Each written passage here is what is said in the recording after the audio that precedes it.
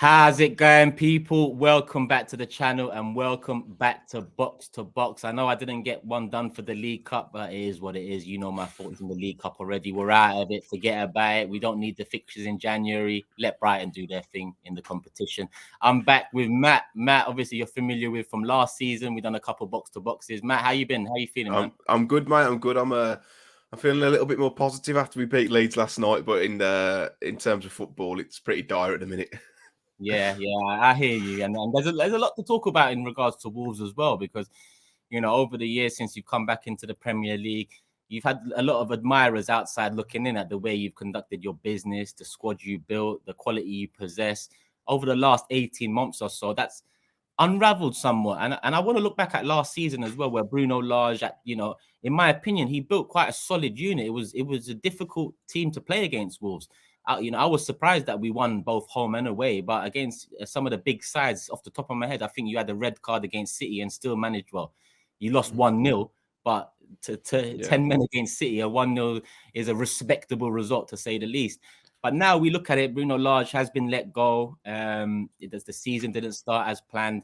First and foremost, do you think that was the right decision? Because outside looking in, it looked like he was doing well, but maybe the results and the business we're in. I think in hindsight, he probably should have gone at the end of last season, because I don't think we won a game in 8th. And I think that the season coming to an end has saved him. The club have backed him in the summer, spent over 100 million. I think Wolves are the 4th highest spenders in the league. But we almost had that hangover from the season before, and it was the right choice in getting rid of him. It maybe should have happened even earlier. But the thing that stinks about that the whole situation and decision that Wolves didn't have a candidate lined up to replace him. Sorry, I just realized you was in the wrong position, so I just went. Yeah, do you want me to carry on? Yeah, carry on, mate. Don't worry. Cool. Yeah, I think to not have a candidate lined up to succeed him it's negligible. I know that they went in for Lopetegui, who's going to be Wolves manager from within 5 days now. He's signing on the 15th. They went in for him again. It was the second time he'd rejected Wolves. He was about to sign on the dotted line 6 years ago before he took the Spain job. I understand why he didn't take the job, because his father's quite ill and he'd just been sacked from Sevilla after a really successful spell there. But to then go in for other managers and even almost air the laundry out in the open. We're going in for Michael Beale at QPR, making it public knowledge that he's the man that we want, even though he's second choice, third choice. For him to then reject us, it's embarrassing. It was absolutely embarrassing. But even going back in for Nuno, you've gone from Lopetegui to Nuno to Michael Beale. That stinks of a club who haven't got a clue what they're doing. There's no succession plan. There's no future proofing. So we've been with Steve Davies, who's the under-23s manager, who's only ever managed at Crewe, taking charge of a squad of, on paper, really talented squad of players, and to not have that appointment lined up. And thankfully, we've got it sorted now, and there's still a lot of football to be played. But it's we're going to have a really tricky season on our hands, and I think we could be in real trouble. I'm just hoping that Lopetegui can work his magic. And he's a top manager, Europa League winner, oversaw Sevilla's one of the most successful periods in their history. So for us, it's a fantastic appointment. For him, it's a bit of a step down, but yeah, I'm just hoping that he can come in and work his magic. Yeah, well, he was Spain manager for a little while, wasn't he? Real Madrid as well, yeah, Porto, yeah. So to go from those clubs to Wolves, it's quite a step down. Yeah, but obviously it didn't work out for him there. But it kind of shows you that his reputation once upon a time, was looked at quite respectfully. And looking at your season so far, I think goals have been hard to come by. I believe you've scored 8 so far in the league this season. Has that been a long time coming? Because I remember when Jimenez had that injury a couple of years ago against Arsenal, a lot of people, looked at maybe the quality and depth and said, where are the goals going to come from? Jimenez is obviously has returned from that injury. Not sure he's quite been the same player. Maybe you can delve in on that a little bit. But yeah, goals seem to be the main problem, if I'm not mistaken. Yeah, we can't put the ball in the back of the net. And, Jimenez before the injury was, for me, one of the best number 9s in world football. He had absolutely everything. Unfortunately, that injury has really affected him. He's not been the same player since, or even close. We brought in Fabio Silva for £35 million, which is criminal overspend. But This is the thing when you have George Mendes involved. He's gone to Anderlecht on loan and is doing okay. They signed Sasa Klajdzic this summer from Stuttgart and did his cruciate ligament within 40 minutes.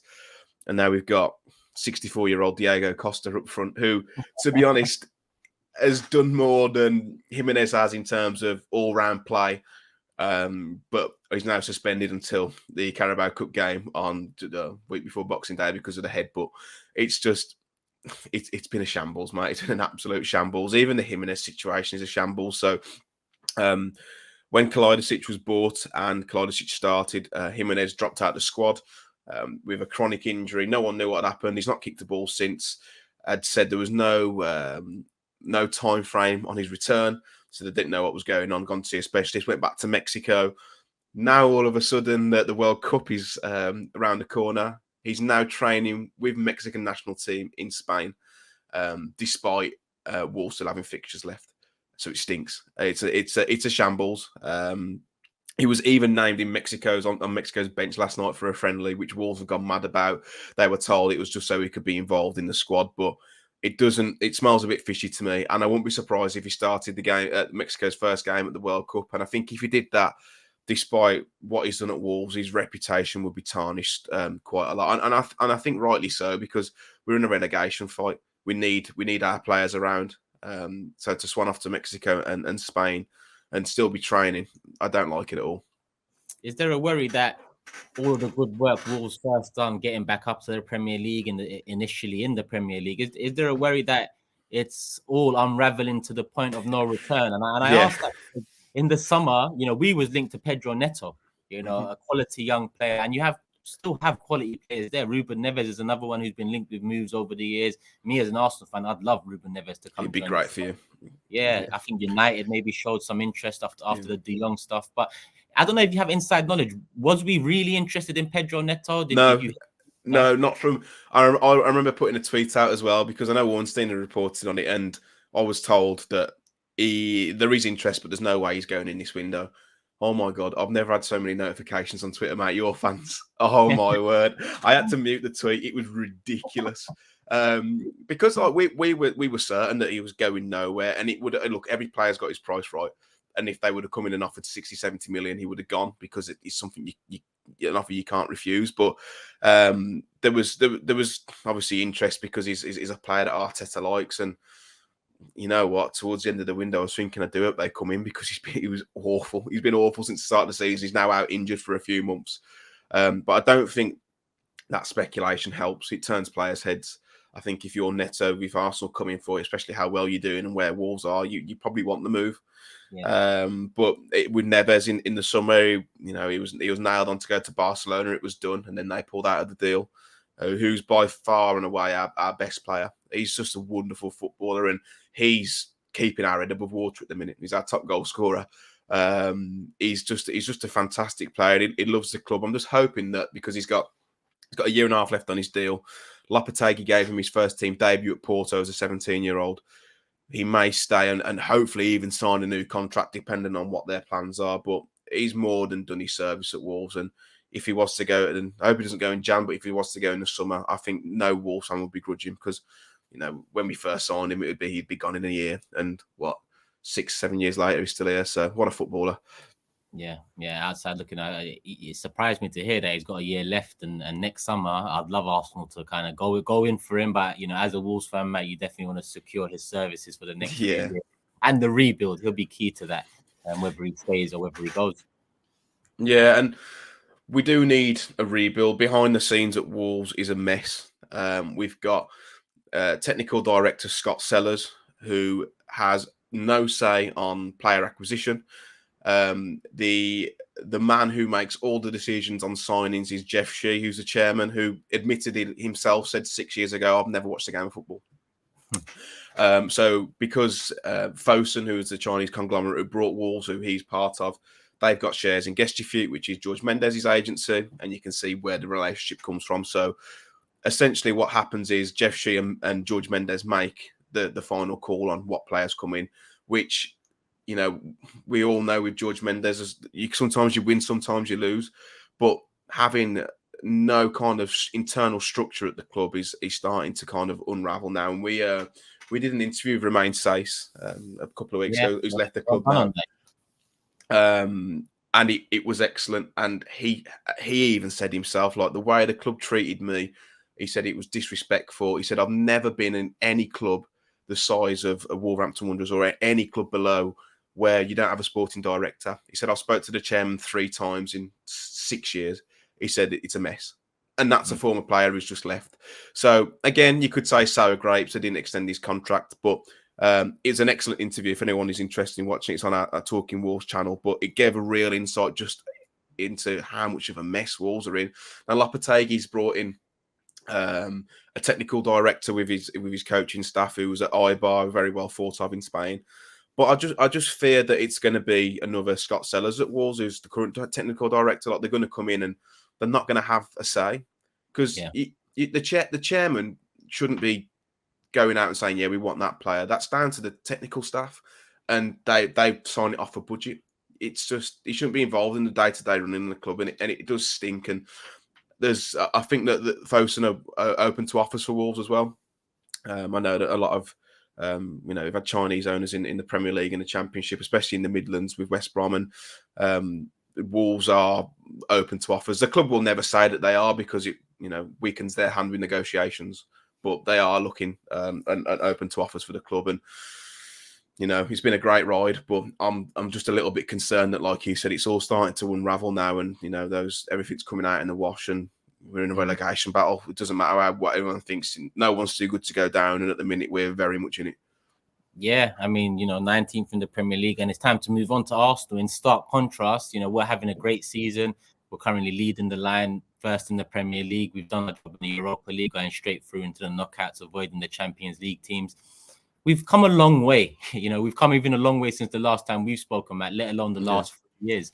I just want to get your thoughts on Mikel, the journey so far, and are Arsenal title challenges this season from your perspective, outside looking in? I think challenges, yes.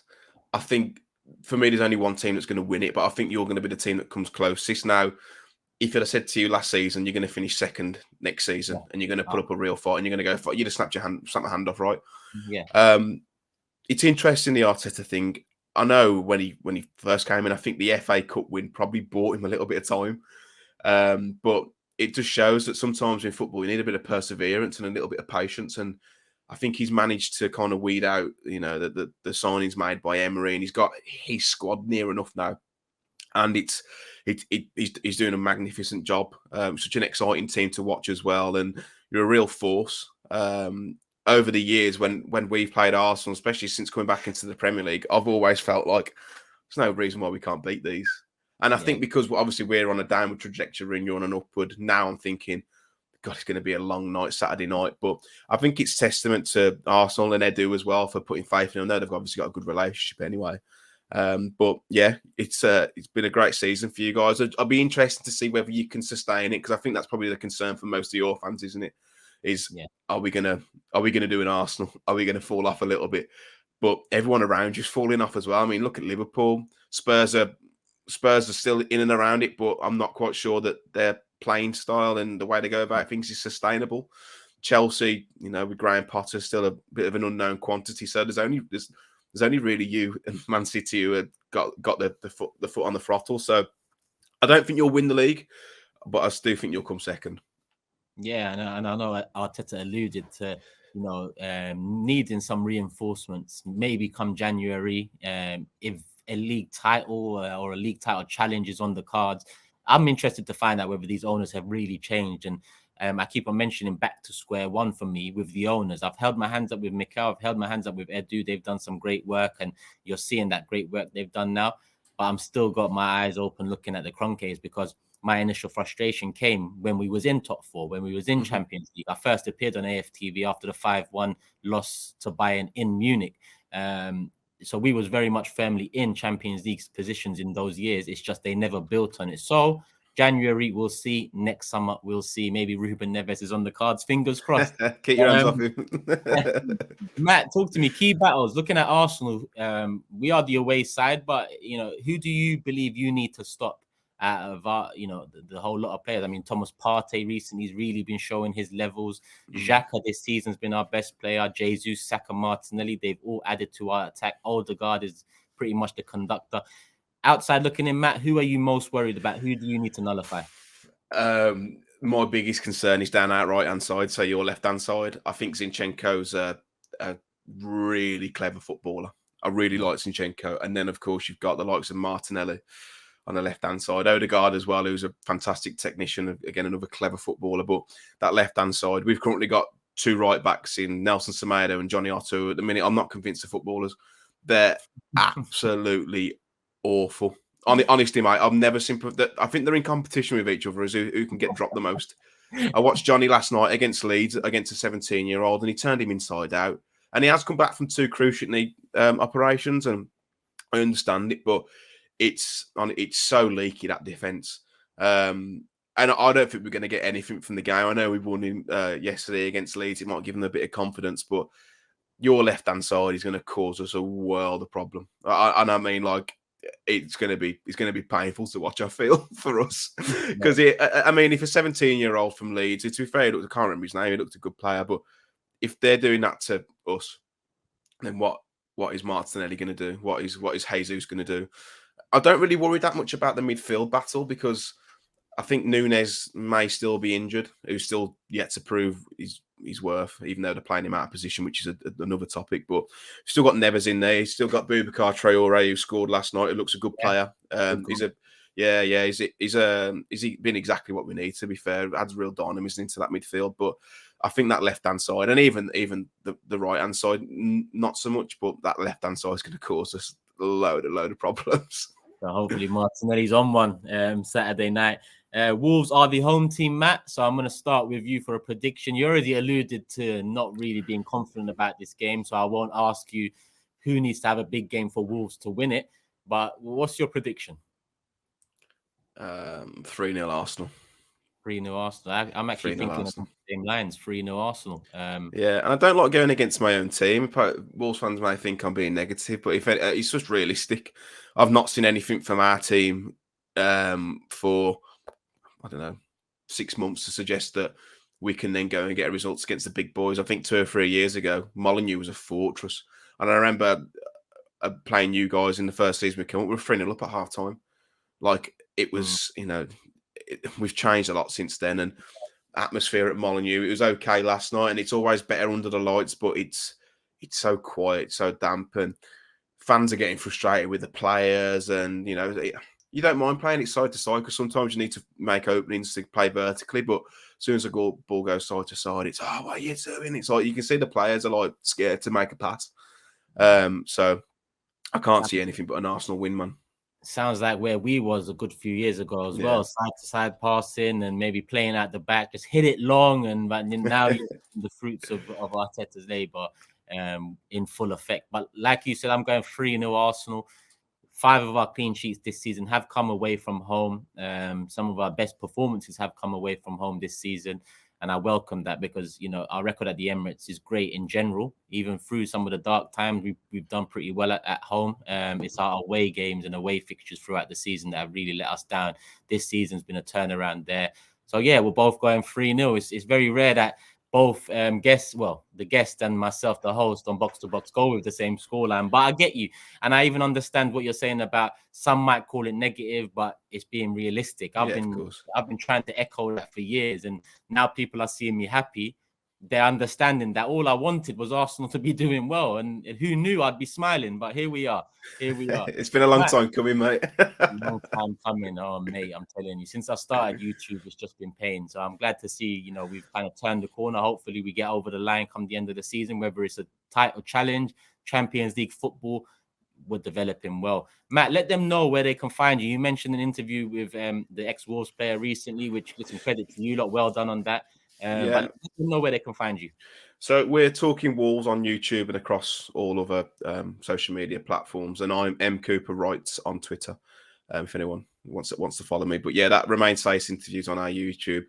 Even from like 20 minutes, it's an hour long, but from 20 minutes onwards, he goes in on the club and he swears a lot, which is funny. So no, it's not often players are honest and open about things, and I actually like that because I would have loved for a few of the ex-players to be open and honest about Arsenal when we was going through the mud. Now, not so much. Let them just do what they're doing wherever they're doing it. I don't really care. I'm enjoying what we have. But listen, love Matt for coming on. I'm going to tag your channel Talking Wolves in the title, so people, as always, show some love to the guest. Big up Matt. Make sure you go over there to the Wolves channel and check out the content over there because it's quality. And like he said, he got an ex-player on being open, honest, a bit of swearing in there, which is unusual to hear from players. But it kind of connects us, you know. It does. It makes us feel like we're one. That's that's how it is. So big up you, Matt. Big up everyone over at Talking Wolves. Like I said, I've tagged it. People, show some love, not only to Talking Wolves, but hit the like button right now, just underneath this video, and leave your thoughts in the comment section. Lineups, predictions, key battles, all of that. I want to hear it. Love for the love as always. We are out. Peace. Shop for AFTV merch at shop.aftv.co.uk. Subscribe to us on YouTube. Follow us on Instagram, Facebook, Twitter, TikTok, Snapchat, and Twitch. We've got content for every platform, so check it out.